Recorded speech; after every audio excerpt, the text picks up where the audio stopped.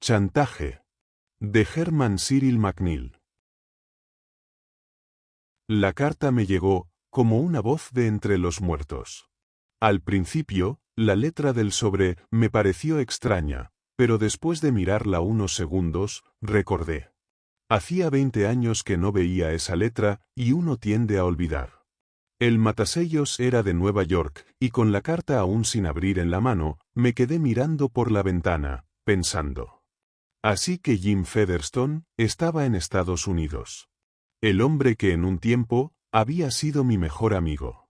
Habíamos perdido el contacto después de que ocurriera la tragedia, y Jim había pagado el precio. Yo había intentado, con todas mis fuerzas, encontrar a mi querido amigo, pero cada vez que lo intentaba, me encontraba con un muro en blanco. Y ahora, aquí en mi mano, tenía la respuesta a mi búsqueda. Por fin, Jim había roto el silencio. Sin darme cuenta, mis pensamientos se remontaron a aquel terrible momento de 20 años atrás. Y sentí, instintivamente, que la clave de todo lo que nos había desconcertado a sus amigos, en aquel entonces, se encontraba por fin entre mis dedos. Pero, deliberadamente, me abstuve de abrir el sobre. Había esperado muchos años, podía esperar unos minutos más, mientras ordenaba mentalmente los hechos, tal como habían sucedido. De todo aquello, hacía ahora 20 años, pero lo recordaba con tanta claridad como si hubiera sucedido ayer. Era medianoche, cuando sonó el timbre del teléfono en mi sala de estar. Yo ya estaba en mi dormitorio, preparándome para acostarme. Recuerdo que me había puesto una pernera del pijama y me disponía a ponerme la otra, cuando comenzó a sonar el teléfono y maldije la interrupción. Tenía sueño y quería irme a la cama.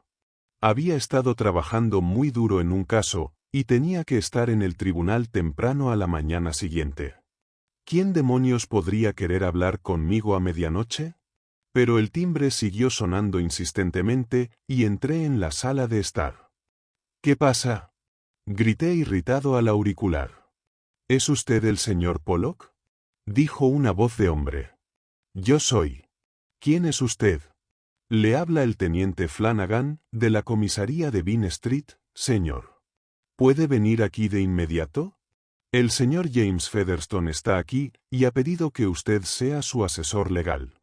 Inmediatamente, me vino a la mente la idea de que Jim se había metido en algún pequeño problema, y quería que yo intentara arreglar las cosas, pero mi irritación no disminuyó. ¿Para qué demonios me quiere ahora? Mascullé, olvidando que el hombre del otro lado podía oírme. Supongo que está borracho. Y desde el otro extremo de la línea llegó la respuesta. Me temo que no es eso, señor, es algo infinitamente más grave. Y el tono de la voz, más que las palabras, me intranquilizó. Voy enseguida, dije. Mientras me vestía, me preguntaba qué habría hecho Jim. Mientras bajaba en un taxi que tuve la suerte de encontrar, seguía preguntándome qué era lo que le habría ocurrido a Jim. Jim era un poco impulsivo y salvaje, y siempre lo había sido, pero no había en él ni un ápice de maldad. Tenía dinero, al menos lo suficiente para vivir cómodamente, aunque sin ser realmente rico. Además, tenía un montón de amigos.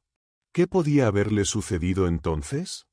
Al llegar al lugar, me encontré con un inspector, que tenía una expresión muy seria. No intentó andarse con rodeos, sino que fue directo al grano. Es un asesinato, señor Pollock, lamento decirlo. Lo miré estúpidamente. ¿Quiere decir que Jim, el señor Featherstone, está acusado de asesinar a alguien? Dije. Él asintió. Pero eso es increíble. Exclamé enfadado. ¿A quién se supone que ha asesinado? Un tal señor John Parsons, dijo el inspector. Quizá quiera ir a verlo, señor Pollock. Él mismo podrá contarle la historia, pero me veo obligado a admitir que la situación es muy sombría. Verá, su amigo no intenta negar la acusación, de hecho, la admite. ¿Cómo lo hizo? Pregunté con voz apagada. Le disparó con un revólver, en la propia oficina del señor Parsons, dijo el inspector. ¿Quiere venir por aquí? Lo seguí mecánicamente, hasta que se detuvo ante la puerta cerrada de una celda. Jim estaba dentro, sentado en el borde de la cama, y se levantó con una sonrisa alegre al verme. Lamento haberte sacado de casa a esta hora intempestiva, Bill. Pero, como probablemente te haya dicho el inspector, estoy en un aprieto. Pero, ¿qué significa todo esto, Jim? Grité. Debe haber un error. Me temo que no, Bill, respondió. No hay ningún error. Le he contado al inspector todo lo que pasó. Fui a Hampstead para entrevistarme con el señor John Parsons después de la cena. Tenía que hacerle una petición, y si él hubiera accedido a ella, no lo habría matado.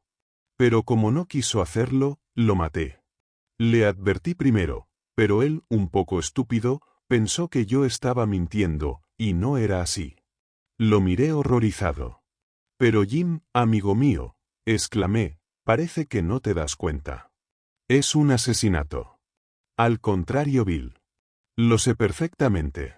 Como dices, es un asesinato. Pero, ¿quién es ese John Parsons? Nunca he oído hablar de él. Tampoco yo le conocía, hasta esta misma noche. Y su identidad no tiene demasiada importancia, respondió.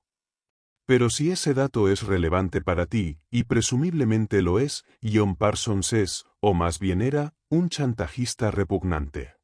Era un hombre sin el más mínimo instinto de decencia, un tipo repugnante, un individuo sin escrúpulos ni moral de ningún tipo.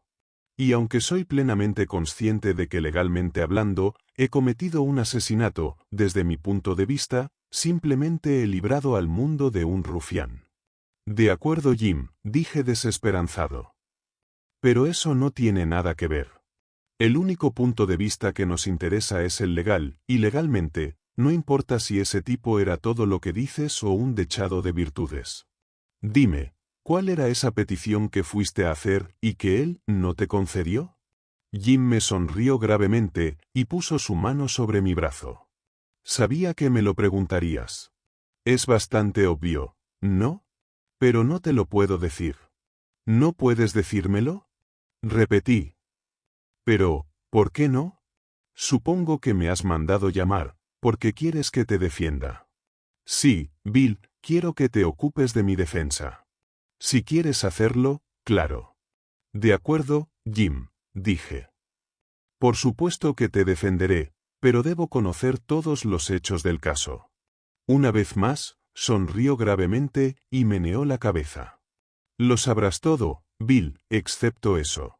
Créeme, amigo, tengo una muy buena razón para guardar silencio sobre ese punto.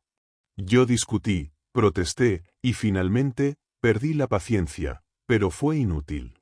Él se mantuvo firme en ese punto, el más vital de todo el caso. Había ido a entrevistarse con ese tal Parsons, tras haber concertado una cita con él. El objeto de la entrevista era exigirle que le entregara cierta cosa. Y esa exigencia había sido rechazada. Parsons, simplemente, se había reído de su petición. Así que Jim sacó un revólver de su bolsillo, y le advirtió de su inalterable intención de matarlo si no accedía a su petición. Y una vez más, Parsons se rió, y levantándose de su silla, se dirigió a la puerta. Fue entonces cuando le disparé, Bill, dijo Jim en voz baja. Después cerré la puerta con llave, le arrebaté la llave de la caja fuerte, la abrí y encontré lo que buscaba. Los sirvientes estaban golpeando la puerta, pero era una puerta resistente. Quemé lo que había venido a buscar, y luego abrí la puerta. Y eso fue todo. Necesito saber otra cosa, Jim.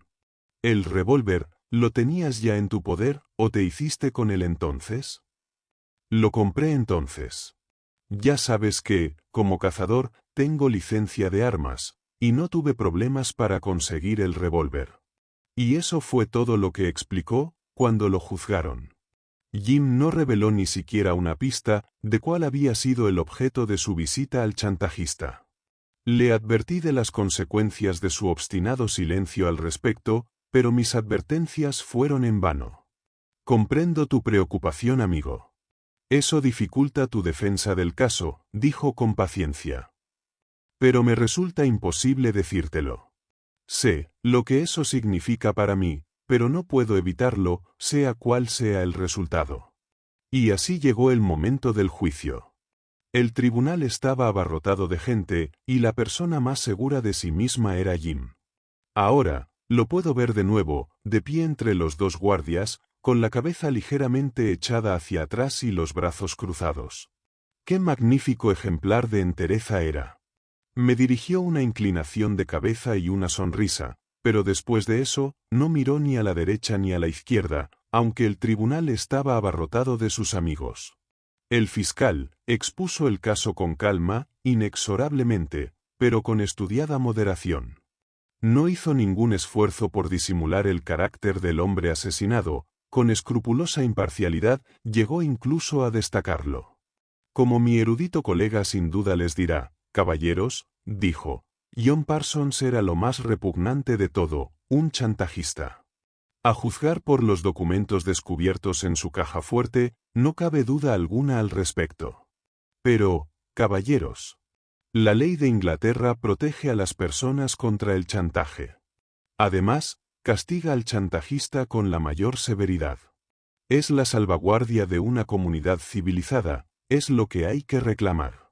Y nadie, en ninguna circunstancia, tiene derecho a tomarse la justicia por su mano. Fue un juicio breve.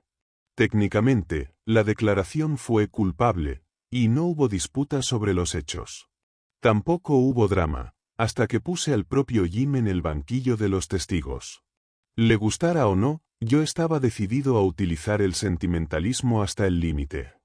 Y le hice una vez más, la pregunta sin rodeos. ¿Cuál fue la petición que le hiciste a John Parsons?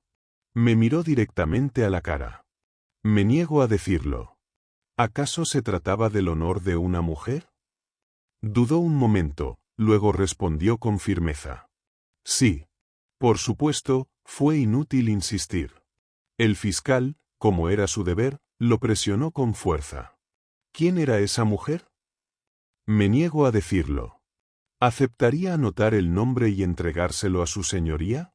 Tampoco haré eso. Y entonces intervino el juez.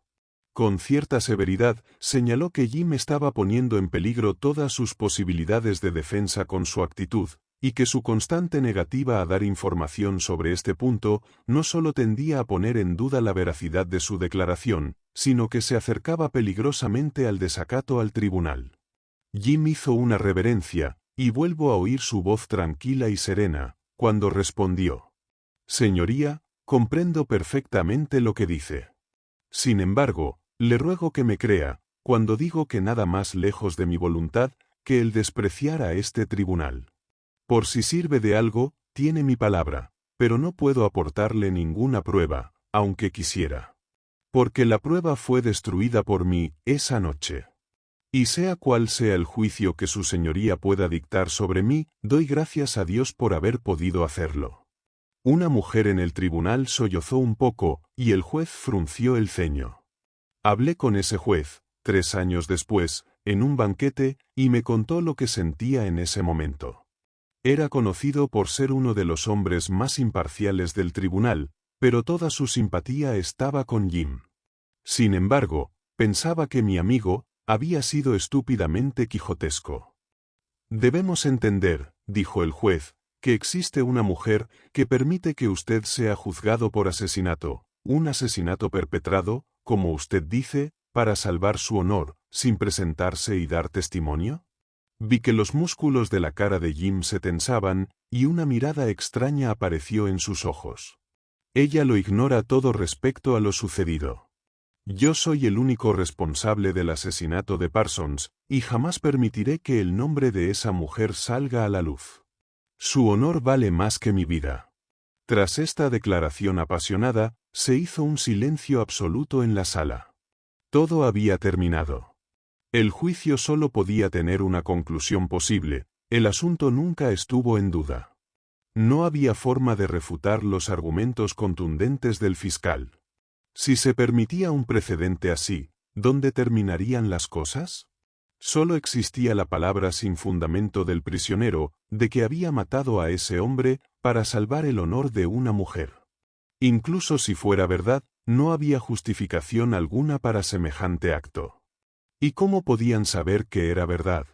Los miembros del jurado debían borrar de sus mentes todas las cuestiones sentimentales. No debían tener en cuenta la personalidad del acusado, ni tampoco la del muerto. Lo único en lo que debían concentrarse era en el hecho de que, sin duda, se había asesinado a un hombre y que la única excusa para el acto era una apelación al sentimiento que, según admitió, podía ser cierta, pero que, por otra parte, podía ser simplemente una mentira, presentada como un último y desesperado intento por mitigar un crimen a sangre fría.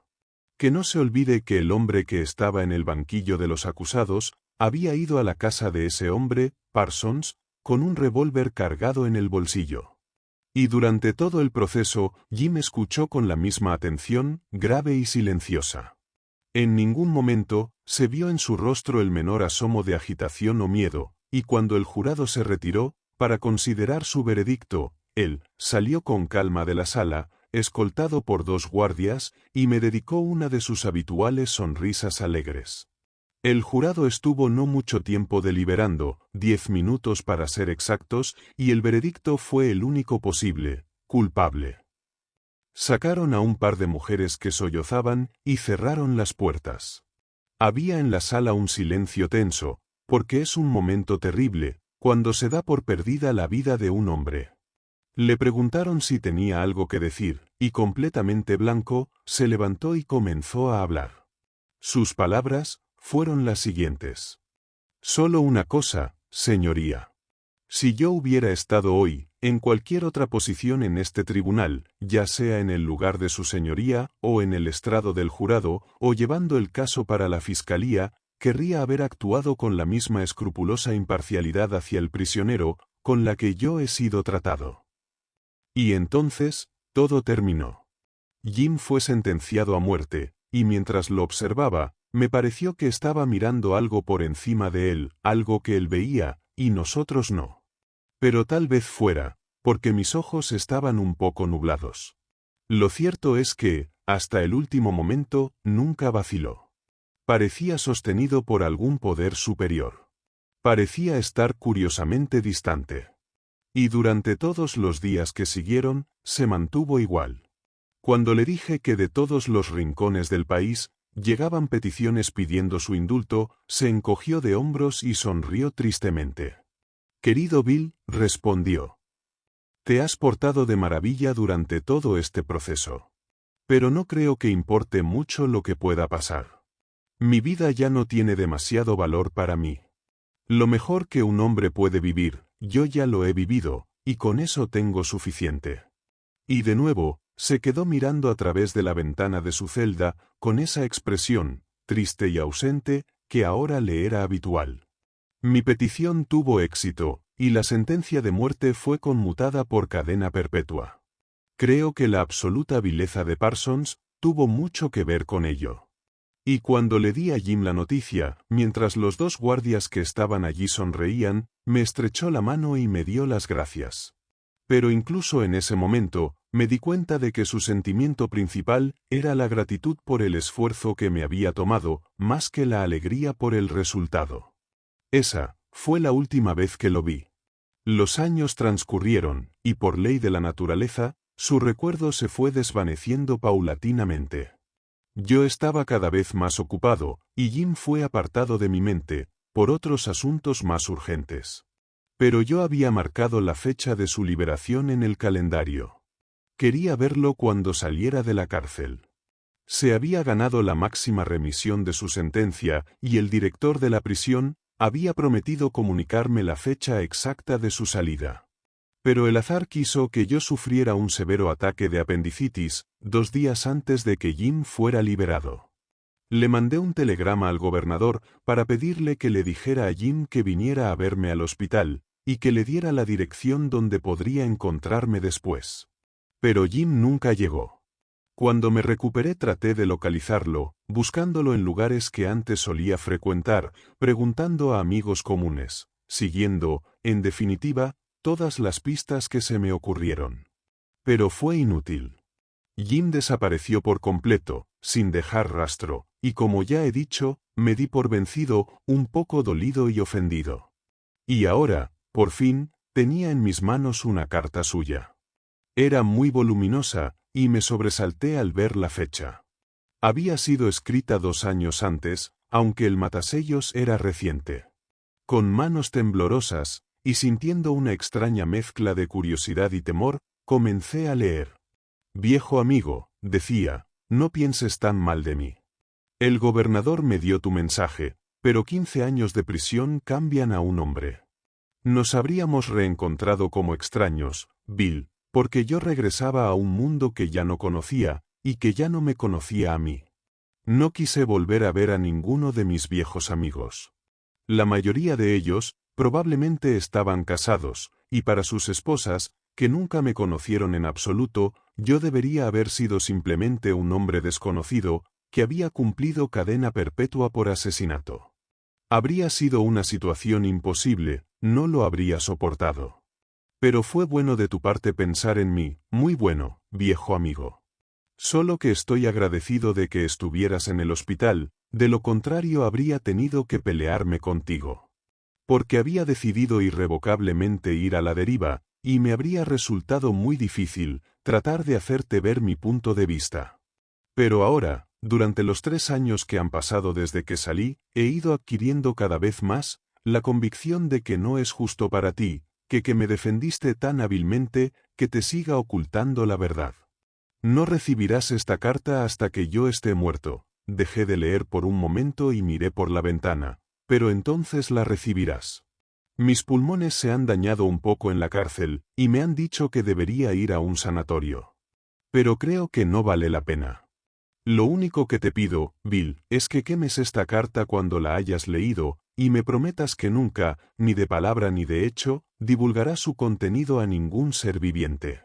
Porque lo que voy a contarte implica a otras personas, cuya vida se vería seriamente afectada si la verdad saliera a la luz. En esta historia, ciertamente, hubo una mujer. La mujer a la que más he amado en mi vida. La conocí en St. Moritz. Ambos éramos buenos esquiadores, y nos encontrábamos cada día en las pistas, nos hospedábamos también en el mismo hotel, y coincidíamos todas las noches en el comedor, durante la cena. Fue así como nos enamoramos, y comenzamos nuestro breve idilio. Pero no fue fácil. Desde el principio, me di cuenta de que 2 hombres la seguían discretamente a todas partes. Cuando le pregunté, ella me dijo que eran sus guardaespaldas, y se vio obligada a revelarme su verdadera identidad. Esa mujer de la que me enamoré no era una común mortal, como tú o como yo. Ella pertenecía a la realeza. Era miembro de una monarquía europea, que como comprenderás, prefiero no revelar. Sin embargo, ella era una chica normal, en el sentido de que amaba el amor y la vida, y lo más maravilloso de todo, me amaba a mí, Jim Featherstone. Es inútil preguntar cómo suceden estas cosas, caen desde el regazo de los dioses, para que se distribuyan a su antojo entre nosotros, los pobres mortales.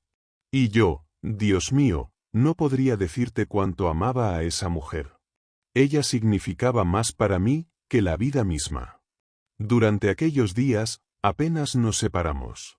Pero éramos discretos, teníamos que serlo, aunque, por supuesto, ella estaba allí de incógnito.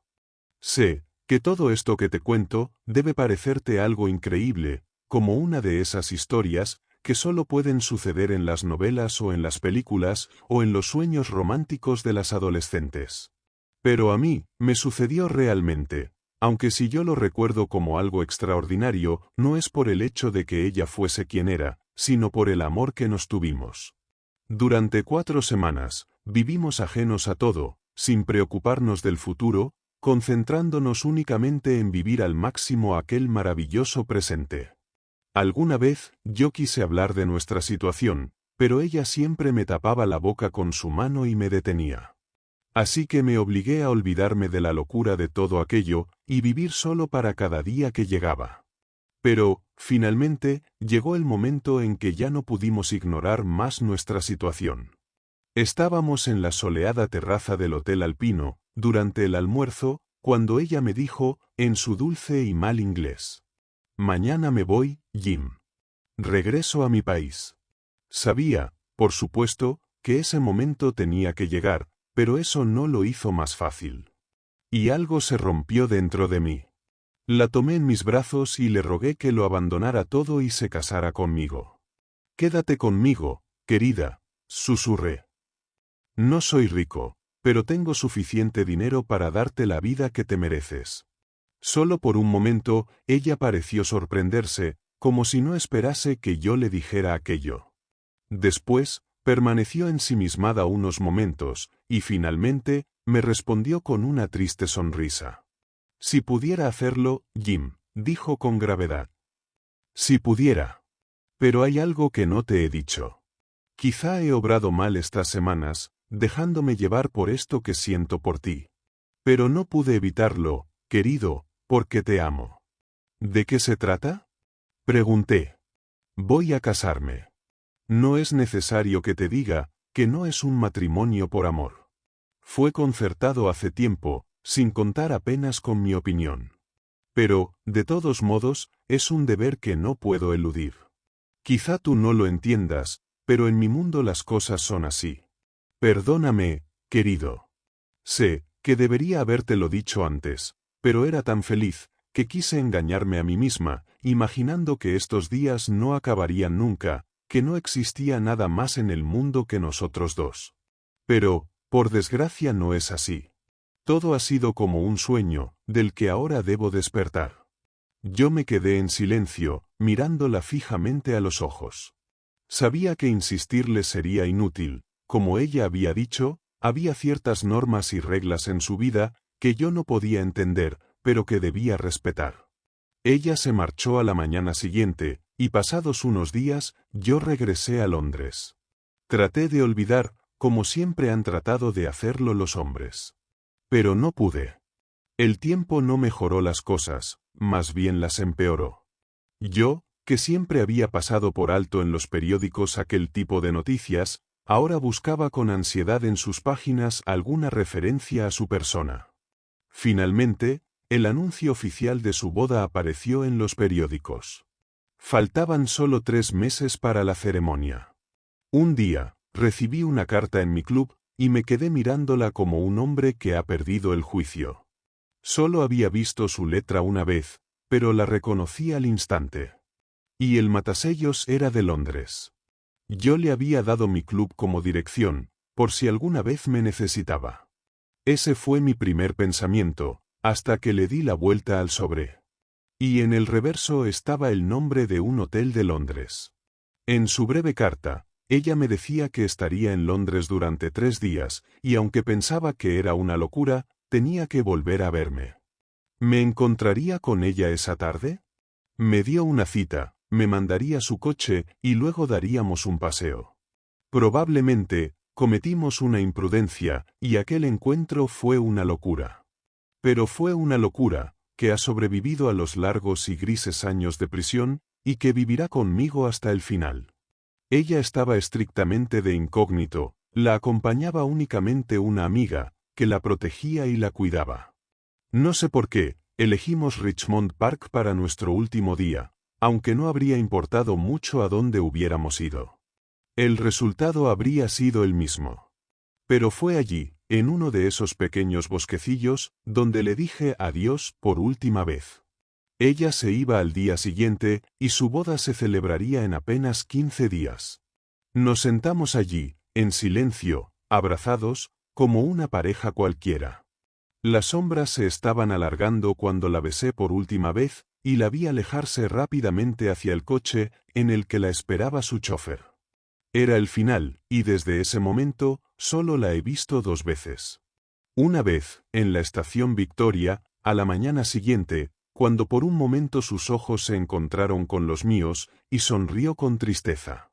Otra vez, en las fotografías de su boda, que aparecieron en todos los periódicos y revistas. Ahora, todo ha terminado definitivamente, me repetía una y otra vez. Traté de retomar mi vida habitual y olvidar, pero no lo conseguí. Lo único que pude hacer fue convivir con su recuerdo e intentar que el amor que sentía por ella no me doliera demasiado. Habían pasado aproximadamente 3 meses desde nuestro último encuentro, cuando una mañana recibí una carta. Era un sobre abultado, sin remitente, que, por un momento, hizo que el corazón me saltara en el pecho. Pero al abrirla, no fue una carta de ella, como había esperado, lo que encontré. Cuando extraje el contenido del sobre, durante unos instantes, no podía creer lo que veía. Había 6 instantáneas dentro, y en cada una de ellas aparecíamos ella y yo. Las habían tomado en Richmond Park. Alguien había estado allí escondido, con una cámara, y este era el resultado. El objetivo estaba claro: el chantaje.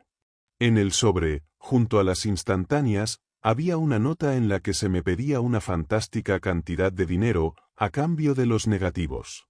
De lo contrario, esas fotos llegarían a manos de la prensa. Me quedé helado. La publicación de esas fotos representaría un escándalo inaudito y la reputación de ella se vería seriamente afectada. Porque, además, esa misma semana se había anunciado en los periódicos que estaba esperando su primer hijo, y yo sabía lo que la publicación de esas fotos podría implicar. Aún ahora, amigo mío, ignoro si ese hijo es mío, pero prefiero no saberlo.